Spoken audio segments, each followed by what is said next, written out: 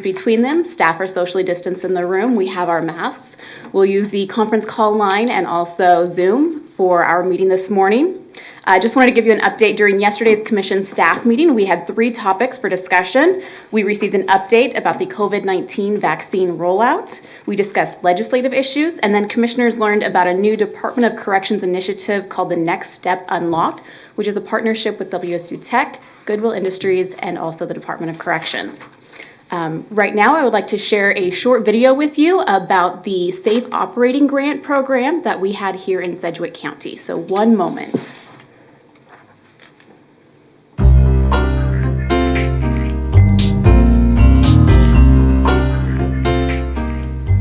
This is Adele Jordan from Connie's Mexico Cafe, and I'm one of the managers here. Just letting you all know the Sedgwick County AEROSPACE helped us immensely to accommodate to this new way of restaurant service.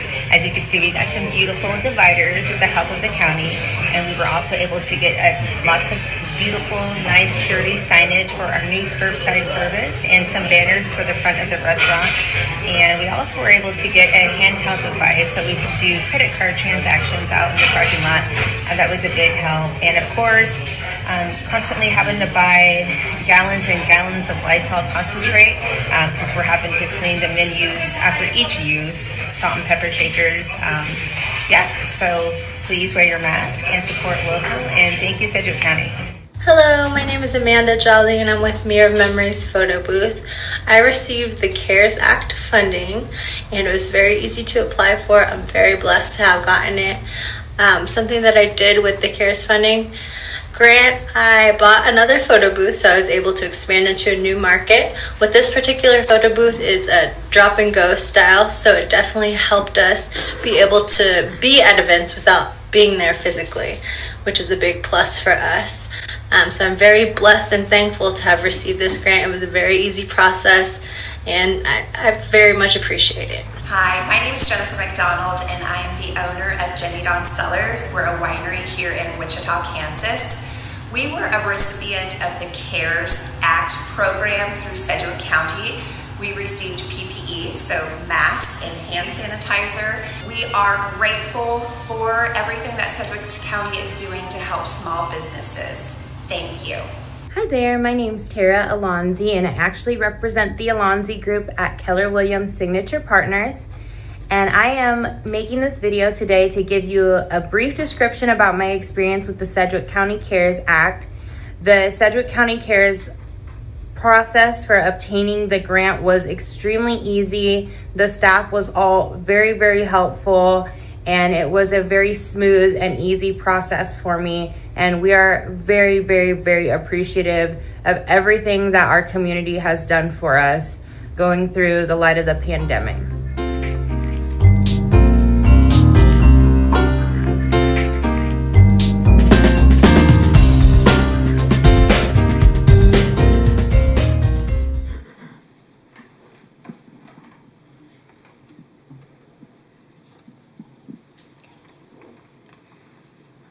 Good morning, Commissioners. Good morning.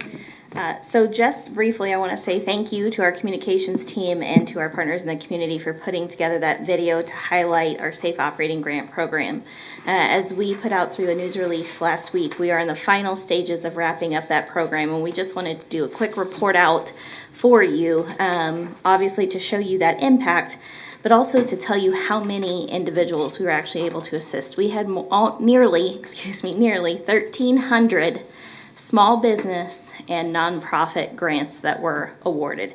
And so you just saw a few who were impacted. We did have about 500 who applied who unfortunately didn't meet the qualifications. We tried reaching out, we tried to remedy that, and unfortunately we just couldn't get there under the terms of the program. But for those who did receive it, the top 3 industries were accommodations and food service, retail trade, and healthcare and social assistance, and over a third, 41%, self-reported as minority or women-owned businesses. And those businesses employed more than 13,200 employees. So truly a phenomenal way that I think this commission was able to assist the community with those CARES funds. So thank you for the opportunity to give you that update today, and enjoy the rest of your meeting. Okay. Thank you, and well done. All right. And a brief overview of the agenda. We have several items related to advisory boards, including appointments to the District 5 Citizens Advisory Board. Commissioners will consider amending an order related to the Aerospace Industrial District. There will be an update from Risk Management. You'll consider a grant for the Department on Aging. There's a resolution establishing a Citizens Advisory Board in District 2 for Commissioner Lopez. And then we have a report of the Board of Bids and Contracts. So, Chairman, I will hand the meeting to you. Okay, thank you, Kate. And good morning, everybody. Welcome to the Wednesday, January 20th, Sedgwick County Board of Commission meeting. So welcome all commissioners here, and we're joined by Zoom by Commissioner Dennis. Welcome. Hope you're feeling all right, Commissioner Dennis. So with that, we will call the meeting to order. Madam Clerk, first item, please. Invocation to be observed by a moment of silence. Please remain standing for the flag salute.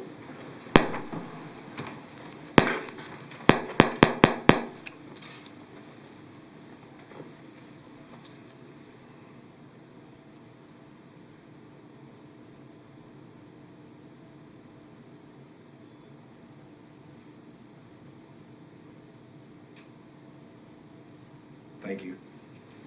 I pledge allegiance to the flag of the United States of America and to the republic for which it stands, one nation, under God, indivisible, with liberty and justice for all.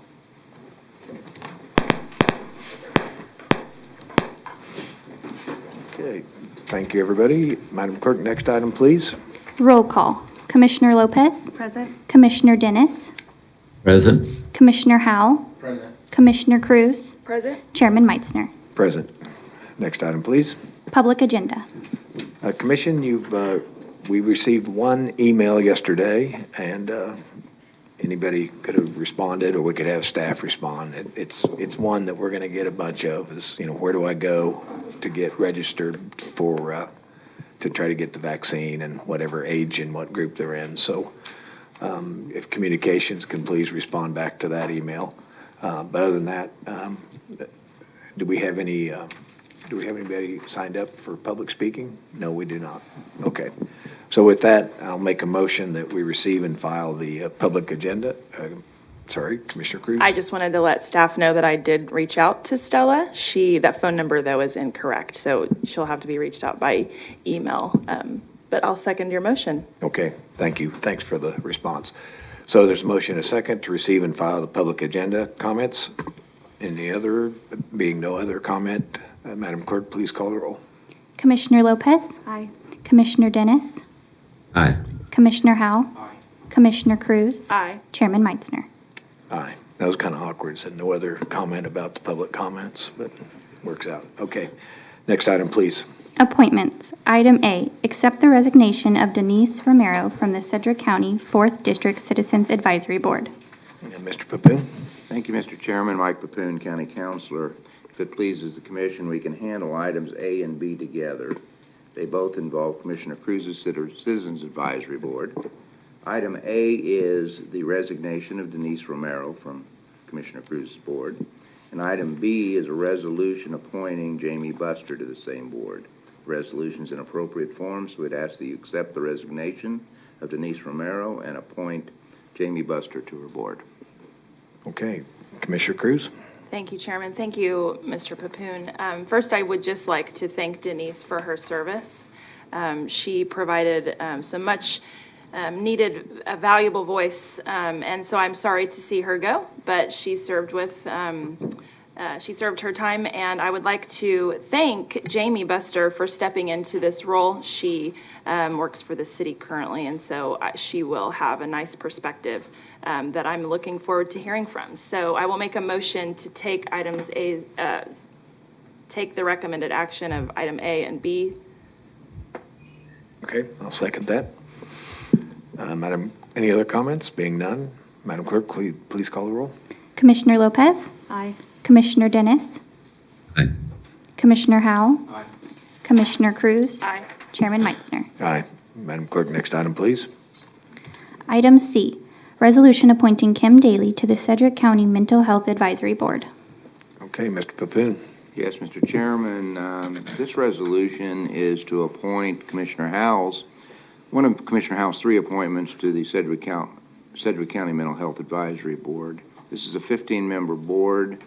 Each commissioner has 3 appointments, recommended appointments to said board. This is a board that makes recommendations to the county commission on a number of mental health issues involving programs, budgets, and other such matters. It meets about once a month, and we prepared a resolution appointing Kim Daly to this board and ask that you adopt the resolution.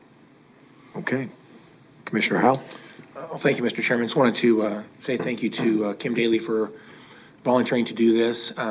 You all may have met her in the last year. She's been up here in the county commission offices talking with commissioners. She's very engaged in government relations, and she cares deeply about the mental health. So I would be very pleased to make this motion today. Second. Make a motion to appoint Kim Daly to the Mental Health Advisory Board. I'll second that motion. Okay, there's been a motion and a second. Any other comments? Being none, Madam Clerk, please call the roll. Commissioner Lopez? Aye. Commissioner Dennis? Aye. Commissioner Howell? Aye. Commissioner Cruz? Aye. Chairman Meitzner. Aye. Madam Clerk, next item, please. Item D, resolution reappointing Martha Linsner to the Sedgwick County Public Building Commission. Mr. Pavoon? Mr. Chairman, the Public Building Commission was created by Charter Resolution number 48. It's a board that only meets generally once a year, but is important in terms of having the authority to acquire property or lease property, construct buildings on behalf of the county, and issue bonds and a number of different things to, in effect, we were able to build Expiration Place through the Public Building Commission and the NCAT building through this process. This is Commissioner Dennis's appointment to this board, one of 5 members of the board. Resolution's proper form, and ask that you adopt the resolution. Okay. Commissioner Dennis? Thank you, Mr. Chairman. I appreciate it. Martha Linsner has been my appointee ever since I've been on the commission. She's a great citizen of our community. She has supported many different avenues and projects throughout our community. It's my distinct honor to reappoint Martha Linsner. I move that we adopt the resolution. Second. There's been a motion and a second. Any other comments? Being none, Madam Clerk, please call the roll. Commissioner Lopez? Aye. Commissioner Dennis? Aye. Commissioner Howell? Aye. Commissioner Cruz? Aye. Chairman Meitzner. Aye. Madam Clerk, next item, please. Item E, resolution appointing members to the Sedgwick County 5th District Citizens Advisory Board. Mr. Pavoon? Thank you, Mr. Chairman. On December 9th of last year, this board adopted a resolution creating a Citizens Advisory Board for Commissioner Howell. Commissioner Howell has recommended the first 10 members to this board. This board consists of from 7 to 11 members by that resolution. We've prepared 10 separate resolutions for these members, and I'll read off the names of the appointments that Commissioner Howell is recommending. Patrick Lockwood, Neil Fogg, Wade Moore, Janet Theo Harris, John Nicholas, Brad Smith, David Sowden, Tanya Jacobucci, Amanda Amarine, and Fred Panner. And we've adopted 10 resolutions. All are in proper form, appointing these members to Commissioner Howell's board, and recommend that you adopt the resolutions. Okay. Commissioner Howell? Well, thank you, Mr. Chairman. I've been doing my very best to get the word out, numerous different ways of asking people in the district to respond to the call to serve on this board. And one thing I was wanting to do was trying to find as much diversity, especially geographic diversity and sector experience diversity, that type of thing. I think the diversity is well represented in almost any way you could dissect this board. And with that, I'm very proud to appoint these members. I would say also, I did have quite a bit more than this. I had probably close to 20 people respond. So to pick these 10 was very difficult. And by the way, I still plan to appoint one more. I reserved one position because I feel like there's just one little niche of this board that's not quite represented the way it needs to be. So I plan to hopefully appoint one more person in the next week or two. So once I find that right person, I will make that 11th appointment. Counselor, is it okay that I make a single motion to appoint all all 10 of these? Yes, it is. Okay. Mr. Chairman, I'd like to make a motion that we would adopt the 10 resolutions appointing these 10 members to the 5th District Citizens Advisory Board. Okay. I'll second that. Thank you for all your work on that, Commissioner. Any other comments? Being none, Madam Clerk, please call the roll. Commissioner Lopez. Commissioner Dennis. Aye. Commissioner Howell. Aye. Commissioner Cruz. Aye. Chairman Meitzner. Aye. Okay, Madam Clerk, next item, please. New business. Item F, public hearing to consider an order amending order number 081-2020 of Sedgwick County, Kansas, relating to the boundaries of the Aerospace Industrial District of Sedgwick County, Kansas. Okay. Good morning, Ms. Karen Bailey. Welcome to the commission meeting. Thank you. Good morning, Karen Bailey, County Clerk's Office. And good morning, Commissioner Dennis at home. I'd like to present this item today, but I want to give you the little background on this item because you've seen the Aerospace Industrial District here before. So the background starts with on September 10th in 1980, the Boeing Industrial District of Sedgwick County was incorporated. Since that time, the County Commission has approved modifications to the boundaries back in 1983, 1986, 1991, and just last summer in June of 2020. The commission approved 4 petitions last summer requesting that certain property be added into the industrial district. And 1 petition removed 1 parcel, and that was submitted to the board requesting that that parcel be removed from the industrial district, known as the petitions. The commission received a resolution adopted by the board of directors of the industrial district, respectfully requesting the commission rename the district to Aerospace Industrial District of Sedgwick County, Kansas. This more accurately reflects the changes in property ownership since the industrial district was created. Now, on the map you see in front of you, the Aerospace Industrial District looks like this now. And what they're taking out today is we have some parcels as I move forward here. Uh-oh, we need to go the other way. This is how it looks today with the areas in purple at the top and on the left. Those parcels are all new parcels coming in, and the red is the parcel that's been removed. There's just one at 31st Street South and Oliver. That parcel has been removed by the action you took last summer, and the city has annexed that. These changes all take effect in our county clerk's layer between the months of January and April due to statutory deadlines of when we can change property boundaries. So as we were preparing our maps, we realized that these parcels that are circled in yellow, it's kind of faint on the television, but the green parcels lie within the city of Wichita, so they can't lie within the industrial district. That's the rules of the industrial district under state statute. So these are the actions that we're seeking today by asking you to amend the order and not include these in the industrial district. Okay? And this is how the map will look after. So these blue parcels are okay. The red one came out, and the ones at the northwest corner will be removed. They'll remain still owned by Spirit Commercial Airline, I think they're called. They have different ownership. Some of their parcels are still in the name of Boeing, but until they process a deed, we can't change the ownership. Okay?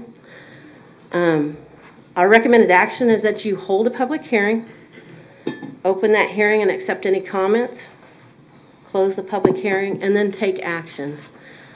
Here today is Garth Herman from our bond counsel, Gilmore and Bell, if you have any legal considerations that you'd like to ask, or I'll stand for any questions. Okay. Thank you for that presentation. I know this is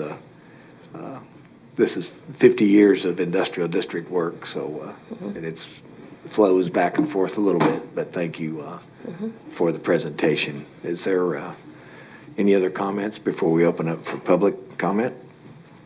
No questions as of now, so we'll officially open this item up for any public comment. Is anybody from the public like to speak and address us? And I don't see any, so we will close the public comment. bring it back to the bench for further comments or questions. And if there's no further comments, I'll hand this to Commissioner Howell, which resides in Commissioner Howell's district. Yeah, thank you, Mr. Chairman, for the opportunity to make this a motion. I read the public notice. I think the public has had ample opportunity to respond, and in light of the fact there seems to be no public concern, I think it's appropriate and correct that we would go ahead and approve this today. So I would make a motion, Mr. Chairman, that we would approve the order that would amend the boundaries of the Aerospace Industrial District for Sedgwick County, Kansas, relating to as it was presented this morning.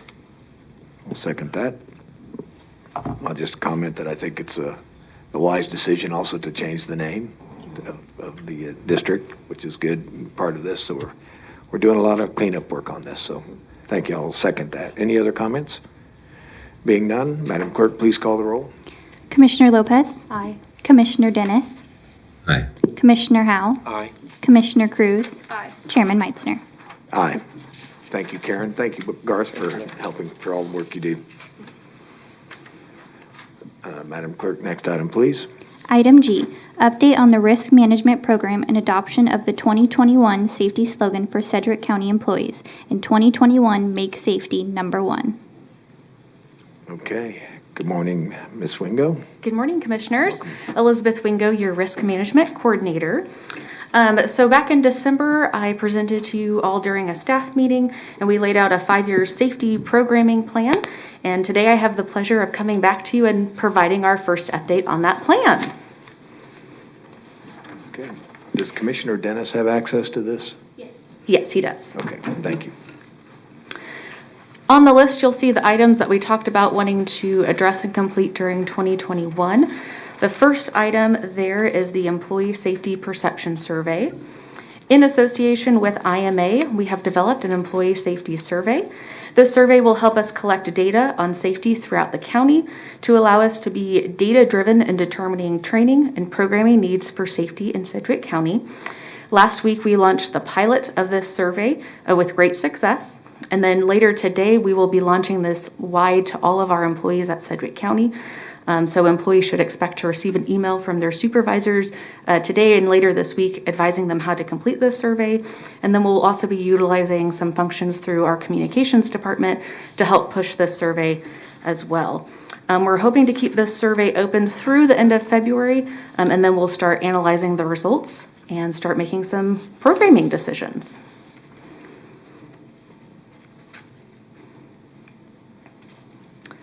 And then our other update today is on the Safety Slogan Contest. This contest was open from November 19th through December 14th. We received 158 safety slogans from our employees. We received submissions from a lot of our departments, including Department of Aging, the Appraiser's Office, ComCare, Department of Corrections, County Counselor's Office, the County Treasurer's Office, District Attorney, District Court, Emergency Management, EMS, Fire District Number 1, the Health Department, Human Resources, Information Technology, the Print Shop, Public Works, the Sheriff's Office, and the Sedgwick County Zoo. So nearly every department had at least one person submit a slogan, which I think is fantastic. Those submissions were reviewed by a panel, narrowed down to the top 11, and from those finalists, we selected our slogan that is on the poster today. And today we are here to announce the winner of that slogan contest along with the slogan. So the slogan we have selected for 2021 is, in 2021, make safety number one. Safety is number one. This slogan was submitted by Israel Machado of Emergency Medical Services. So I would recommend that the commission adopt the safety slogan and allow us to present this poster and recognize Israel Machado. Okay. Thank you. Is there any questions? Commissioner Dennis, any questions, comments? Okay. Thank you, Mr. Chairman. I appreciate it. As you know, that safety is one of my main priorities, having served as chief of safety for a very large organization. I want to make sure that we do everything in our power to make sure that our environment that our employees are working in is safe, and that we're also keeping the community safe. So this is a great step forward. I think we still have some other things to do, but I appreciate what we're doing so far. Thank you, Mr. Chairman. Okay. Thank you for the presentation as well. Is there any other comment? I would agree with Commissioner Denis's focus about safety in throughout our whole operations. So thank you for this first good step. Okay, I don't see any other questions. This is a motion to receive and file? Correct. All right, at this point, a motion to receive and file. And the second by Commissioner Cruz. No other comments. Madam Clerk, please call the roll. Commissioner Lopez. Aye. Commissioner Dennis. Aye. Commissioner Howell. Aye. Commissioner Cruz. Aye. Chairman Meitzner. Thank you again, Elizabeth. Israel?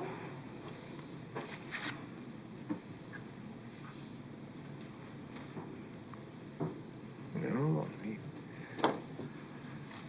Congratulations. Safety.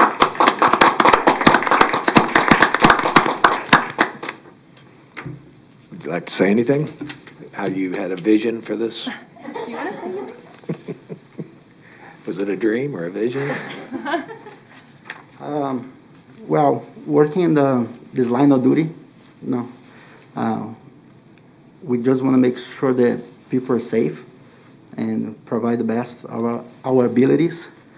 And knowing that the last year we had a really trouble year, nothing better for us to hope that this year is going to be better.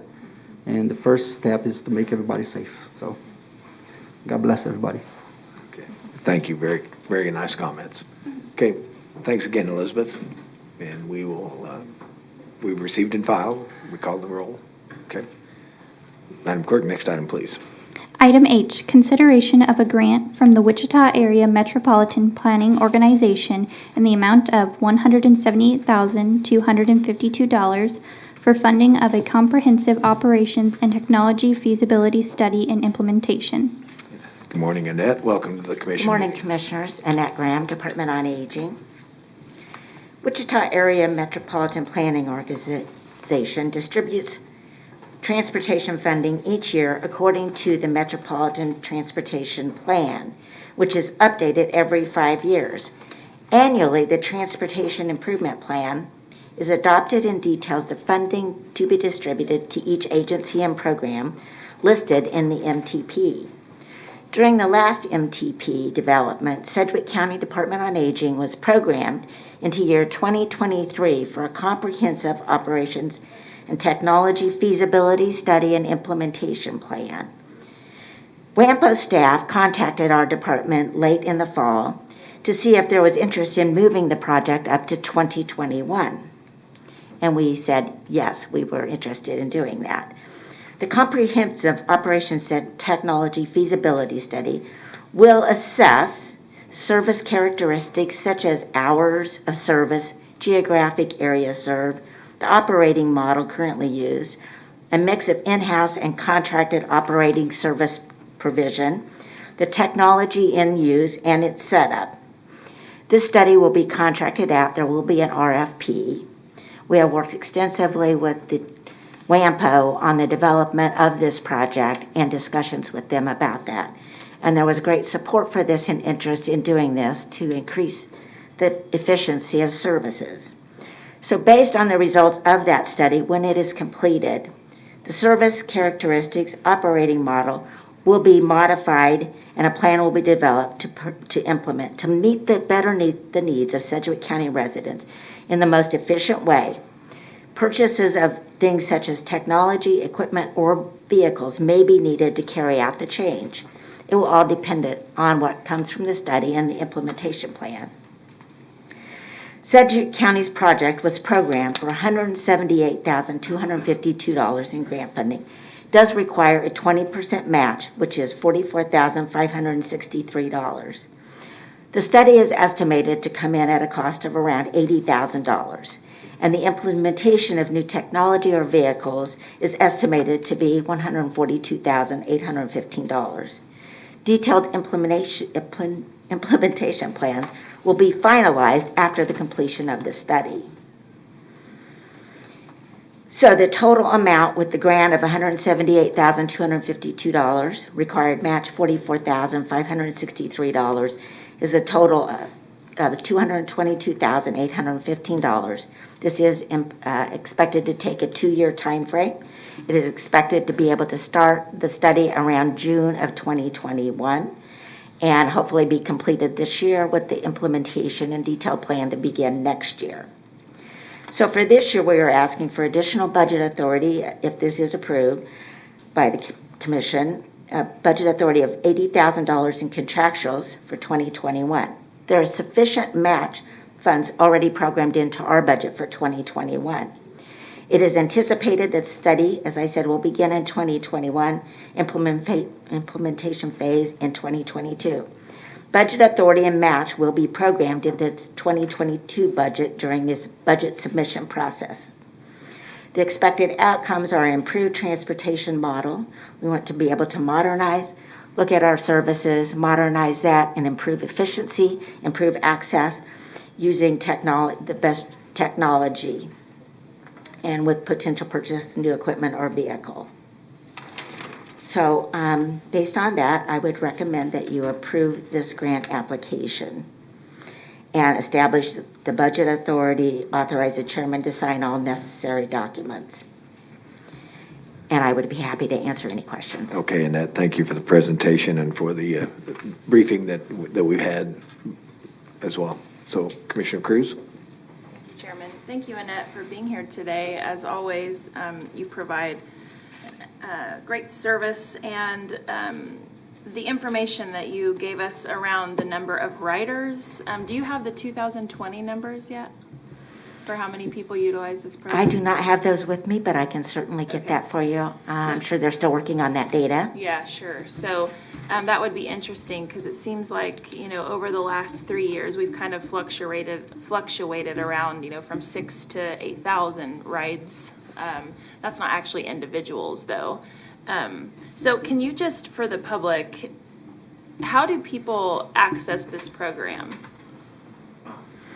If they need a ride from out of county into county, do they call a number? Can you just reiterate that? Yes, they can call our call center number, which is 855-200-2372. People do need to call and submit an application. They have to apply for, and we have to determine what programs they're eligible for and where they live. So our primary service areas are in the rural and urban areas outside the city limits of Wichita. So the transportation, it brings people into the area for services. So we do have a variety of different program funding sources. One of those is for general rural transportation. So it's not based on age or disability or income. It's much like the bus service in the city of Wichita. It's a general service. But they do need to call and submit their application, and then we can work through that to schedule them and determine which program they're eligible for. Okay, thank you. I'm excited to see that we're taking a good hard look at our services, because I think that we can always improve for sure when it comes to the technology that we use or just the way we're doing business. So if there aren't any other questions, I'll make a motion. Okay. Commissioner Howell? Thank you, Mr. Chairman. So I thank you for the presentation and all that, but who exactly would be doing the study, and do you know when we would expect to see the results of that study? We will put out an RFP for an entity to do that study. There are multiple entities that do that at the state and national level. So we will put out an RFP, so we don't know who at this point will do it. There will be qualifications and requirements to be doing the study. Our hope is that study, we would have those results by the end of the year. I generally think it's a pretty good idea to analyze what we do and find out if we're doing it the best possible way, and make sure we're providing the right services to the right people. I think it's a smart thing. So I'm really supportive of this. I understand that one of the other commissioners is going to make a motion in just a moment. So I'm very supportive of this. I guess I would just make two comments, and this one comment is that the study, the cost of the study to the benefit or the improvements that might be made based on this grant is more than 1/3 of the money is going towards the study. About 35% of that total funding would be going to the study versus to the benefits that it might actually influence.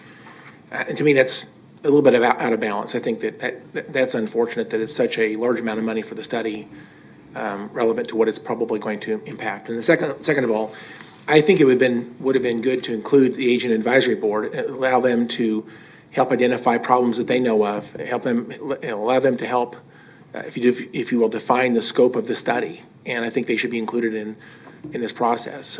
So I would like to see that happen. If it's not too late, I think the Agent Advisory Board would appreciate being able to be included in this. And so that's my only comments, and I do plan to support this. Thank you. Okay, thank you, Commissioner. Commissioner Lopez. Thank you.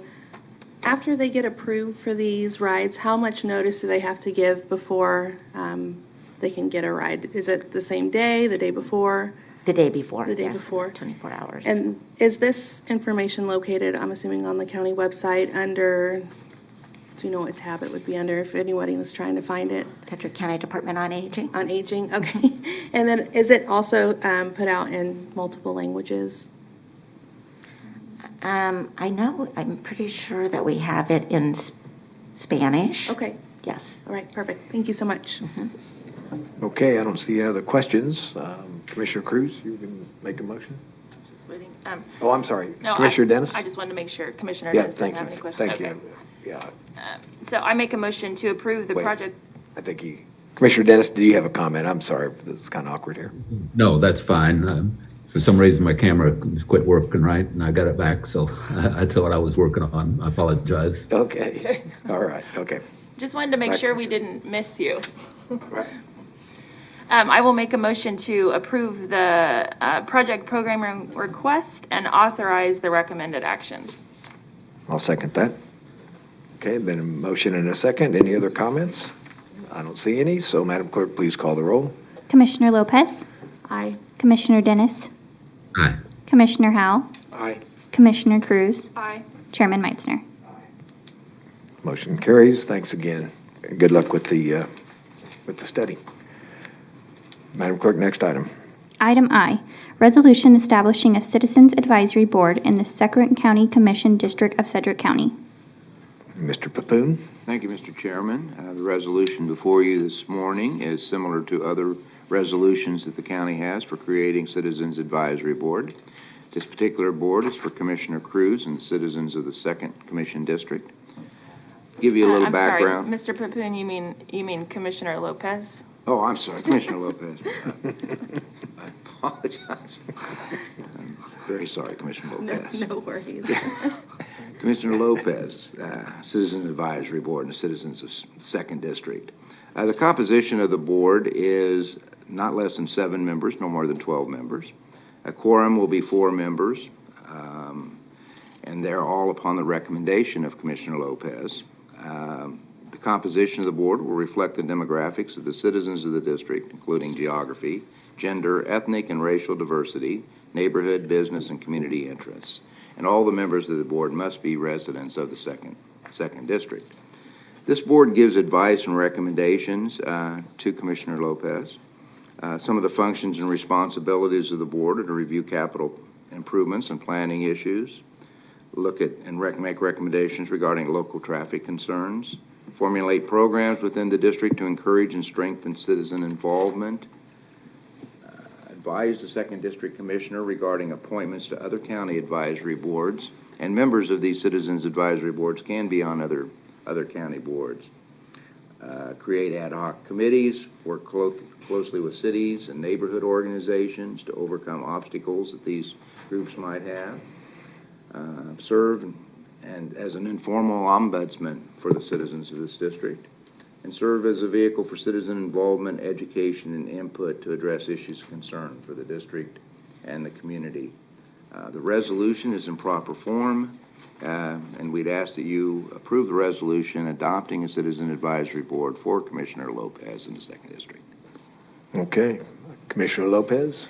Well, I just want to thank you so much, Mr. Papoon. I know you got this done really quickly, and I appreciate that. This is really important to me to make sure that I'm getting the input from the district on what's most important to them and not just necessarily what I think is best. So I would like to make a motion that we approve the resolution establishing a Citizens Advisory Board for the 2nd County Commission District. Second. Okay, there's a motion and a second. I don't see any other comments. Madam Clerk, please call the roll. Commissioner Lopez, Aye. Commissioner Dennis, Aye. Commissioner Howell, Aye. Commissioner Cruz, Chairman Meitzner. Aye. Motion carries. Congratulations, Commissioner. Thank you. Okay, Madam Clerk, next item. Item J, report of the Board of Bids and Contracts regular meeting on January 14th, 2021. Good morning, Mr. Chairman and Commissioners. Joe Thomas, Purchasing Director. The meeting of the Board of Bids and Contracts of January 14th, we have 2 items that we'll present to you this morning. Our first is Risk Master Maintenance and Support for Risk Management.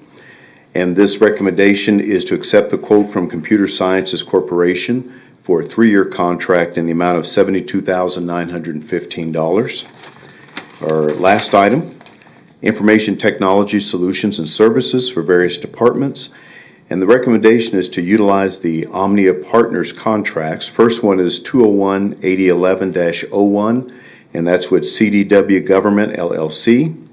The second is 201-8011-02, and that's with SHI International Corp. Both of these contracts are good through February 28th, 2023, and both have 2 one-year options to renew. So I'll be happy to try to answer any questions you may have, and I recommend approval of both items. Okay, is there any questions about the 2 items? And I don't see any, so I'll make a motion to approve as presented by Joe. Second. There's a motion and a second. Seeing no other comments, Madam Clerk, please call the roll. Commissioner Lopez, Aye. Commissioner Dennis, Aye. Commissioner Howell, Commissioner Cruz, Aye. Chairman Meitzner. Aye. Thank you, Commissioners. Thank you, Joe. Madam Clerk, next item. Consent agenda. Mr. Stoltz. Good morning, Chairman, Commissioners.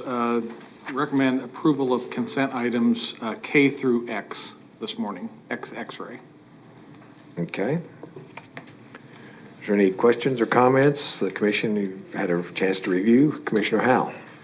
Mr. Chairman, just I'd like to have a brief discussion over item N. Nancy, so can we remove that from the consent and just have a brief discussion about item N? Your motion is to, we To withdraw. approve, I'd like to see us approve the consent agenda except for item N. Nancy. Okay, so motion to approve consent agenda items K through X with the exception of N. I'll second that. Motion and a second. Any other comments? Being none, Madam Clerk, please call the roll. Commissioner Lopez, Aye. Commissioner Dennis, Aye.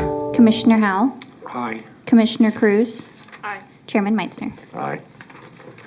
Okay, item N. Thank you, Mr. Chairman. Just wanted to reflect a little bit. Item N deals with the financial support from Sedgwick County to the various senior centers across Sedgwick County. I'm misremembering, but I think there was 17 and now there shows 16. Is there a difference that can be described here? Also, the dollar amount's a little bit less. So can you please? Good morning, Commissioners. Tim Kaufman, Deputy County Manager.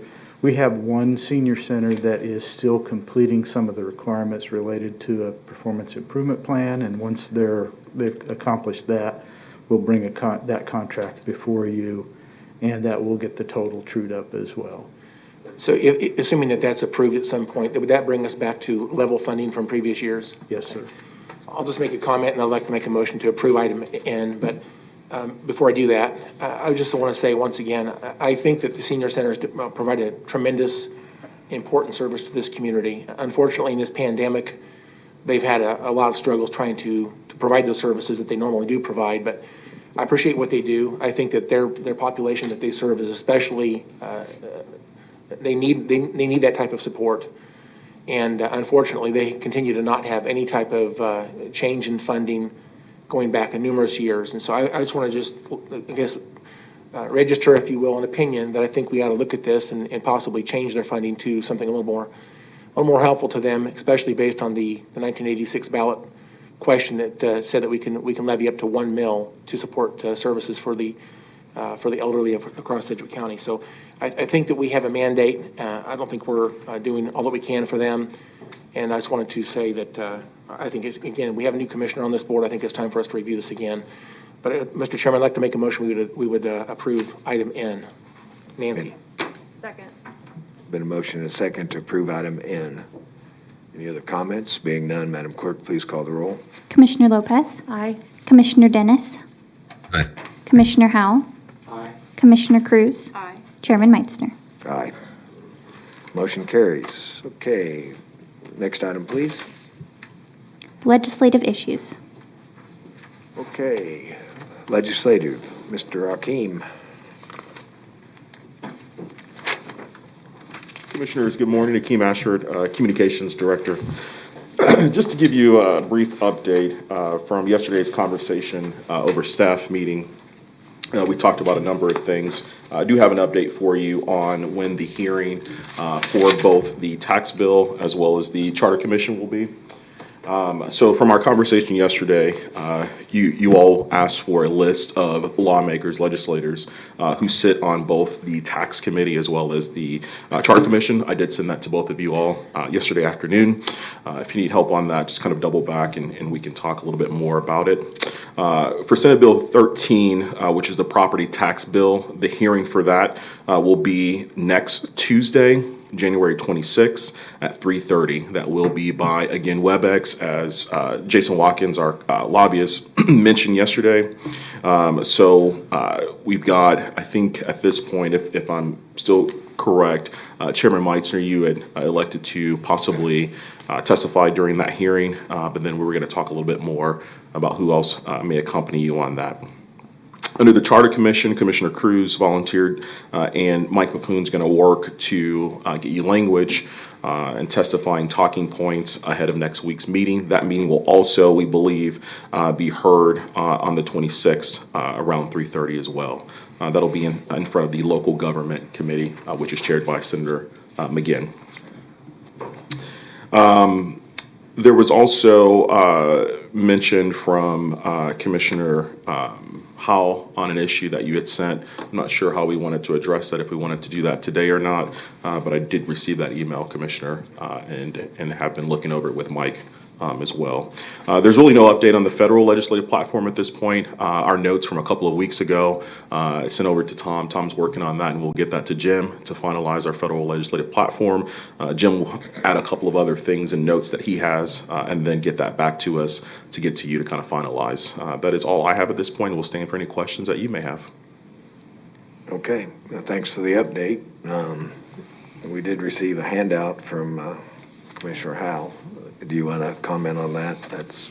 Yes, sir. Thank you, Mr. Chairman. So I mentioned this briefly last week. I think we as a board need to decide whether or not we want to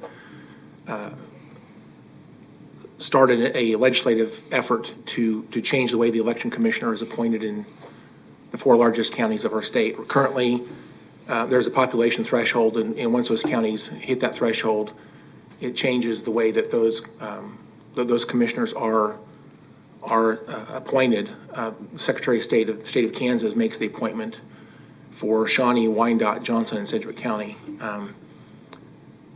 There has been an effort for a number of years in the state to change that towards the Board of County Commissioners. I would just say there's also some competing ideas on whether this should be an elected position. I don't support that idea.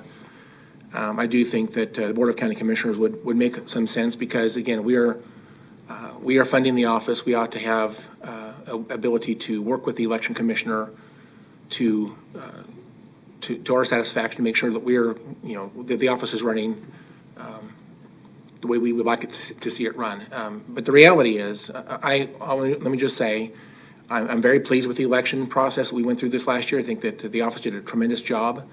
I hope that I speak for others when I say that. I have no criticism on the things that they've done this last year, especially. I think they really demonstrated proficiency and expertise.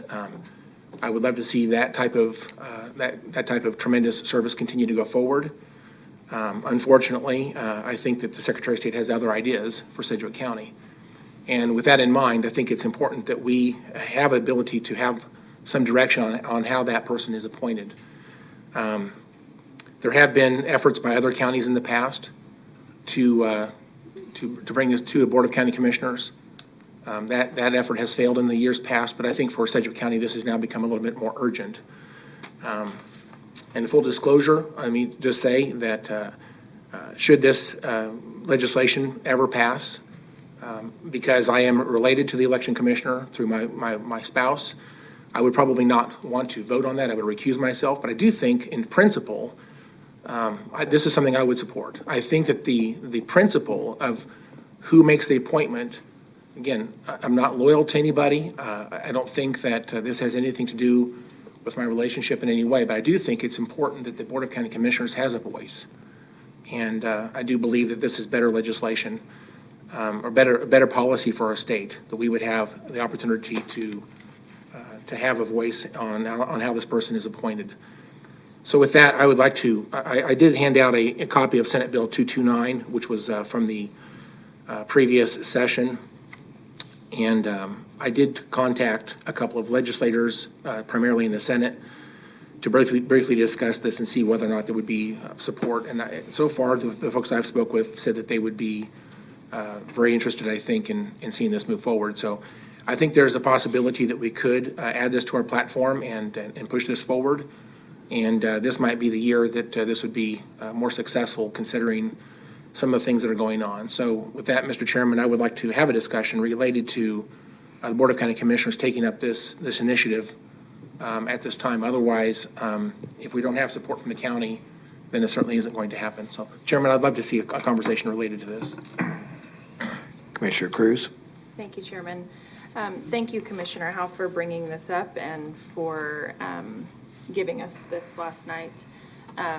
I do have just some questions around how this would even come about when it comes to changing it from one elected office to another who would be appointing this. Well, I do agree that when you have more people making the decision, there's less likelihood for someone to be appointed that is more partisan than the other, because I believe our election commissioners should be nonpartisan when you're dealing with elections. So what are the other options? And I'm looking at you, Mr. Papoon and Akeem, for, as written, this would give the Board of County Commissioners the authority to appoint. Are there any other options in an outside board or an outside group because right now as it sits, even though I feel like there are some of us who are very nonpartisan, we still are 2 Democrats and 3 Republicans on the board. In years past, it's been 5 Republicans. So I just wonder for our community, because we're made up of all sorts of political affiliations, how it would be as nonpartisan as possible. Yeah, Commissioner Cruz, that's a good question. You could have this legislation entail a number of different ways to do this. This legislation has been presented before to the legislature, and there has been discussion by the larger 4 counties of having commissioners appoint rather than the Secretary of State. Of course, it's almost all of it has some partisan nature. I mean, the Secretary of State right now, of course, is partisan and appoints the election commissioners. In the other 101 counties, the county clerk is an elected official and ends up taking on the role as an election commissioner for those counties. So there's always an aspect of partisanship to this. But certainly this bill could be changed in a number of ways. One, you could have the election commissioner be elected in Sedgwick County, similar to the county clerks in the other 101 counties. That would be another elected position. Or you could have county commissioners set up a bipartisan committee of some sort, or have so many appointments to a board. I mean, all of that could be written into legislation, and there wouldn't really be any legal obstacles in how you needed to draft that legislation. Most likely it would just be a matter of getting 21 senators and 63 House members and the governor to approve it. So that's the biggest obstacle that you have. So like we do with a few of our boards, for example, the Sheriff Civil Service Board, we're required to appoint so many members from so many parties. Would it be, maybe ultimately the Board of County Commissioners has the voting authority, I guess, to appoint, but we would have to go through a board before it comes here? Yeah. We could create draft legislation however you would like. We could create it similar to what we have up there with our Charter Commission that you'll be testifying next Tuesday about. We could have certain appointed members of the League of Women Voters, or a member of the Democratic Party and the Republican Party, and a member of, you could draft this legislation however you want. The obstacle is going to be getting a majority of the legislators in Topeka and the governor to agree that this needs to be taken from the Secretary of State. So. Yeah.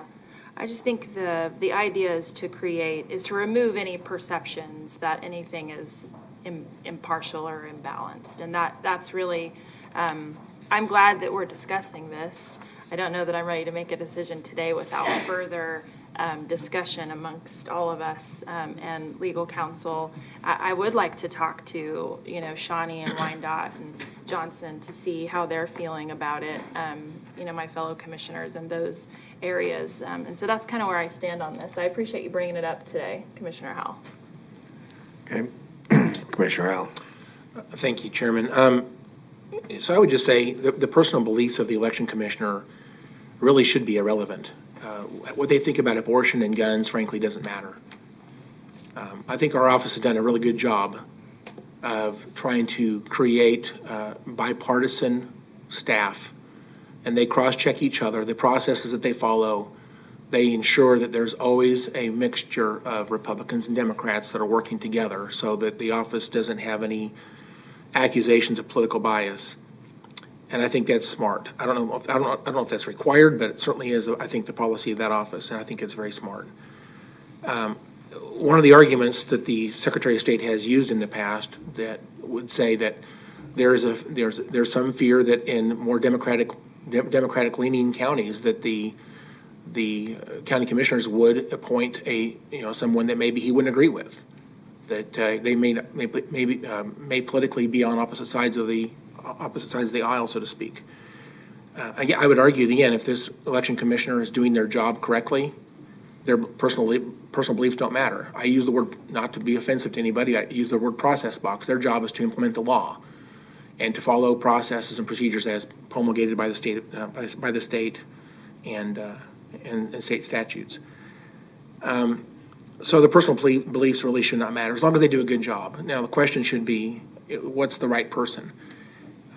I would tell you that I've been in Sedgwick County a long time, and I think most of the people who've served in this position have come up through that office, and they've learned how to perform in that role, and that experience is very critical. If you were to pick somebody that doesn't have that expertise and that background, I think it would be very difficult for them to run that office. And I appreciate people who have education and papers on the wall, but I think the experience, I believe, trumps a certification or a piece of paper on the wall. And so I really think the experience is really necessary. You talked about other options. I do know that in some places, election commissioners are elected. I think that actually is not a good idea, once again, because I think that you might elect somebody who has a great personality, very, maybe politically powerful, but it may not have an idea how to run an election office. So I think that's dangerous, personally. I think the other option that I have thought about would be maybe you could have rather than having a commissioner of elections, you might have a director of commissions that would actually report to the county clerk. So the county clerk's office would potentially, which again is administrative, and much of what the office does is administrative work.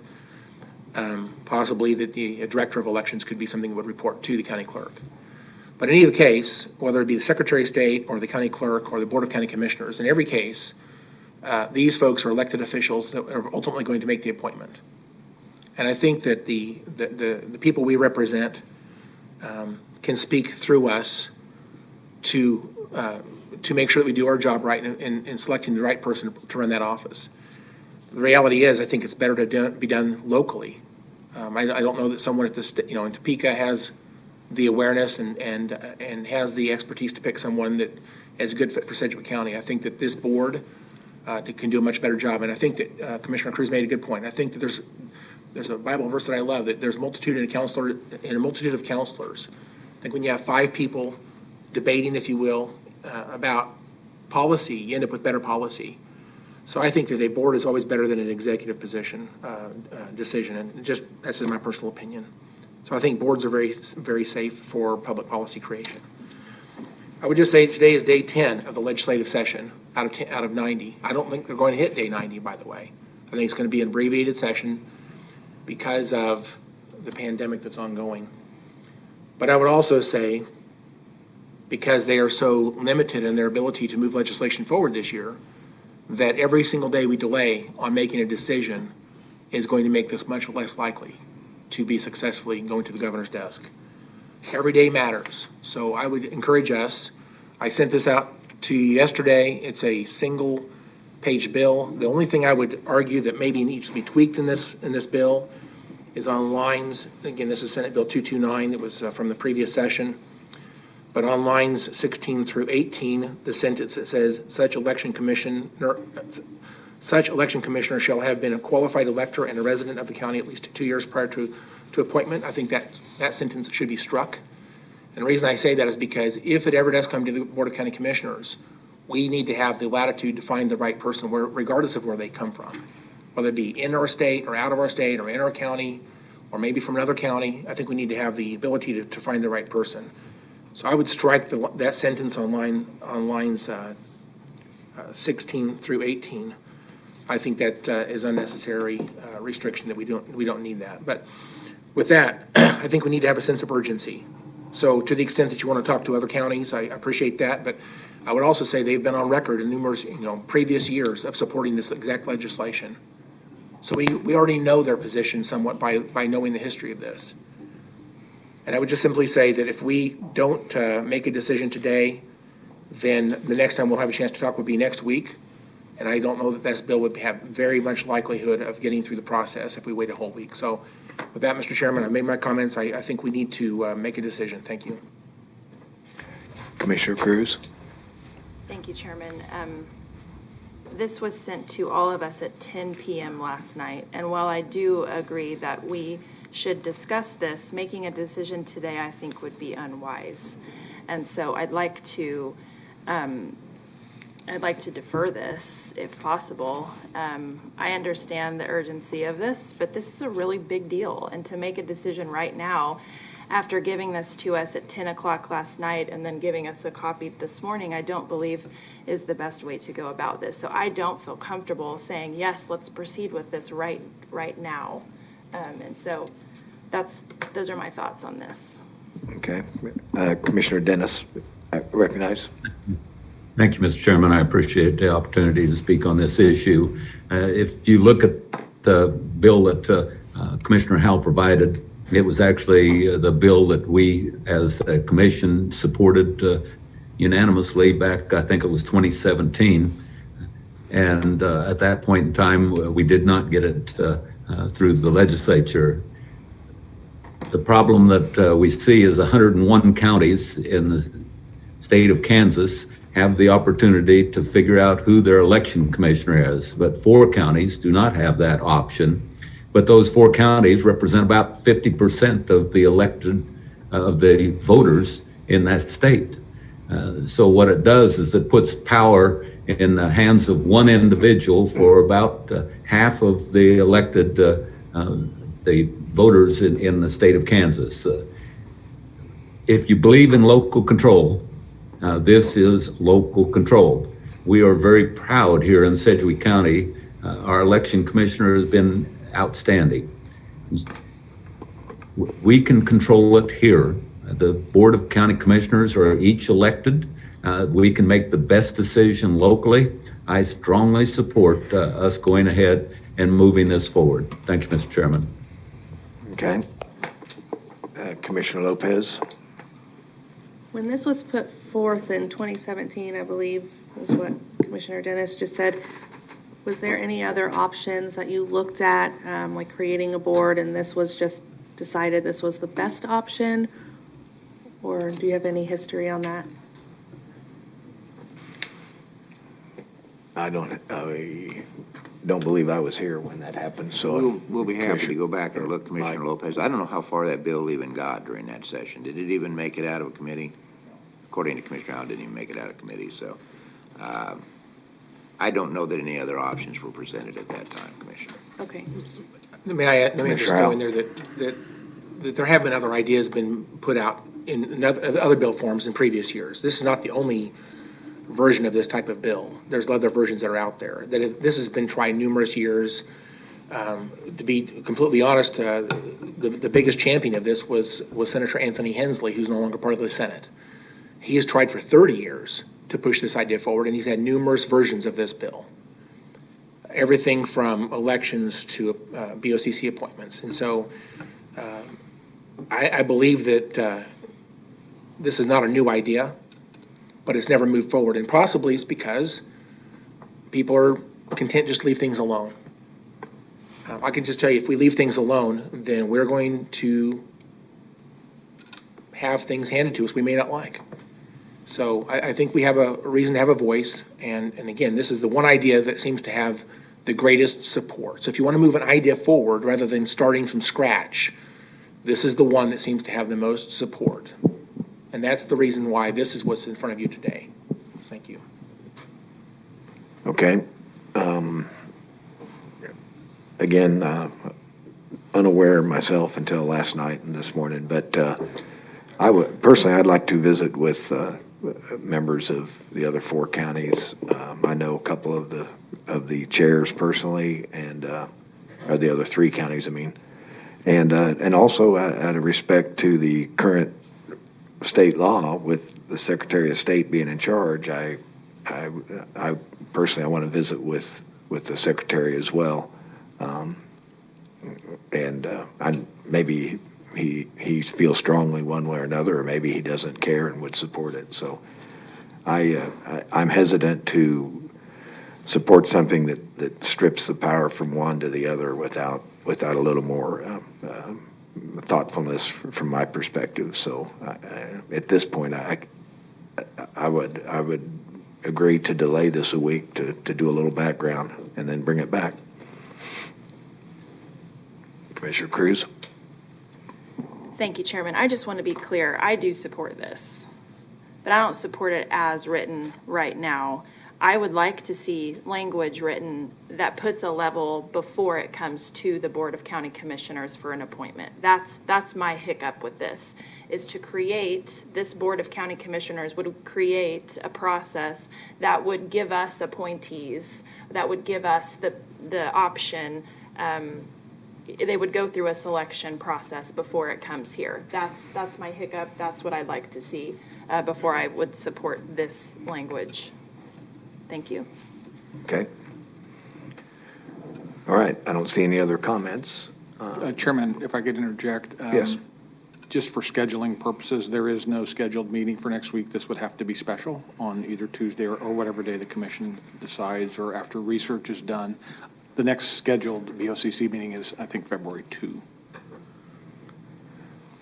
Commissioner Howell. And thank you, Chairman. There's one other strategy you might want to consider, just a thought, but by introducing this into committee, it puts it into the system, so to speak. I think we would see 4 counties probably testify on this bill, and I think that you can make suggested amendments through the process. And so to write up a draft of what's being proposed here may be complex and may take quite a bit of time. If we don't lean forward and do something with this today, and let's say we come back 2 or 3 weeks from now, there's absolutely no chance of this passing this year. So I don't know how long this process will take to develop, if you will, an idea, but we could develop the idea after it's introduced into committee and simply make a request, if you will, a friendly amendment that would insert, if you will, the Elections Advisory Board, for example, that would make suggestions to the Board of County Commissioners on how you move forward. That would be one way to expedite this process rather than delay needlessly and probably kill the idea. Thank you. Okay. I don't see any other comments.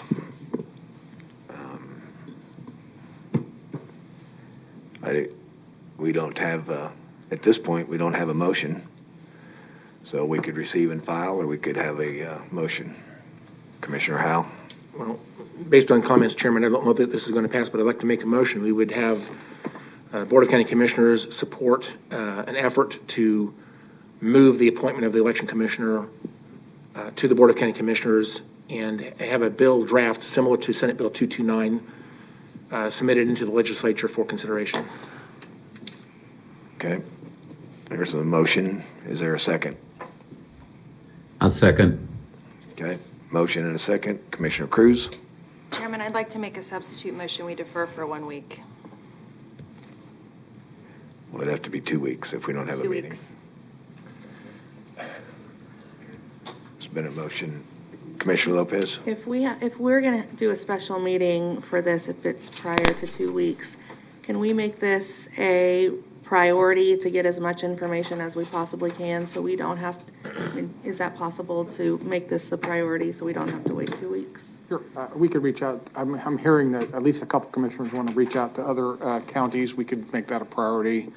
And again, the staff is ready to serve the body of the commission on special meeting time and date. I would make a motion to put this back to next week, like we would have a regular meeting for a special. So I'll amend my motion for Okay. 1 week. Perfect. I second that. Okay, so the substitute motion is for a special meeting next week to take this. That's correct, sir. I guess that's consistent with the year 2020 to just have special meetings. Okay. Commissioner Howell? Well, thank you, Mr. Chairman. Just want to be clear. So today's January the 20th. A week from now is January the 27th. The legislature, the committees will likely meet potentially on the 28th. So that would be the day we would have the bill introduced, probably. That's a Thursday. That puts us to that's day number 18 of the legislative session. The last day for individuals to request member-sponsored bill drafts is the 22nd. So we're really up against the deadline. And I would say also, I talked with the House Elections Chair on day 2, and he said that we were already too late on day 2. So to wait until day 18, I think is just going to kill this bill. So if we have any desire to being successful this year, that delay is going to kill the bill, in my opinion. But thank you. Okay. Any other comments? I don't see any. I wish we could have looked at this when we first started talking about our legislative agenda, so we could have done a little more homework to make most of the commission feel comfortable. So I apologize for that, but we can call for a special meeting next Wednesday and see what we can do. But there's a substitute motion to delay this till a special meeting next week. I don't see other comments. Madam Clerk, please call the roll. Commissioner Lopez? Aye. Commissioner Dennis? No. Commissioner Howell? No. Commissioner Cruz? Chairman Meitzner? So the motion carried to delay another week. Okay, anything else under legislative? Okay. Being none, Madam Clerk, next item. Other. Does anybody have anything other to bring to the commission? Commissioner Lopez. So I have a position open on the Sheriff's Civil Service Board to serve a 3-year term. This advisory board sets up regulations for personnel records, standards of performance, sets up a procedure for appointments, promotions, applications, reinstatements, layoffs, vacations, rates of pay, retirement, and other conditions of employment. This board reports to the county commissioners. It meets on a quarterly basis on a fixed date that the board sets. So if anybody's interested in learning more about this board or being on it, you can apply at the county website under advisory boards, and we'll be posting that on the county's other social media pages, and I'll share it on my Facebook pages as well. Okay, thank you. Any other comments under other? Don't see any. Madam Clerk, we do not have an executive session today, and I don't see any other business become before the board, so we will stand adjourned.